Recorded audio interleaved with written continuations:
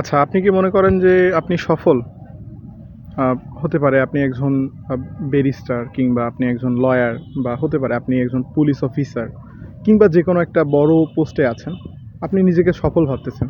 কিন্তু আমি যদি আমাদের ধার্মিক দিক দিয়ে চিন্তা করি, আমাদের ইসলামী শরিয়া মোতাবেক, আসলে কি আপনি সফল? সফল মূলত কাকে বলে? সফলতা মূলত কিভাবে আসে, বা সফলতার ডেফিনিশনটা আসলে কি? তো এটা যদি আমি বলি, সফল মূলত তারাই যারা তাদের দুনিয়ার থেকে তারা আখিরাতকে বেশি চিন্তা করে। তো আপনি যদি আসলে দুনিয়ার বিভিন্ন ঐশ্বর্য পেয়ে আপনি ভাবেন যে আপনি সফল, আসলে কিন্তু আপনি সফল না। সফল মূলত তারাই যারা আখিরাতকে বেশি প্রাধান্য দেয়। দুনিয়ার ইনকামের থেকে আখিরাতের ইনকামটা বেশি প্রায়োরিটি দেয়। তারাই মূলত দিন শেষে সফল। আশা করি সকলেই কুরআন, ইসলামের শরিয়া মোতাবেক, সুন্নাত মোতাবেক চলবেন ইনশাআল্লাহ। সকলের জন্য দোয়া থাকবে। আমার জন্য সকলেই দোয়া করবেন। আসসালামু আলাইকুম ওয়া রাহমাতুল্লাহ।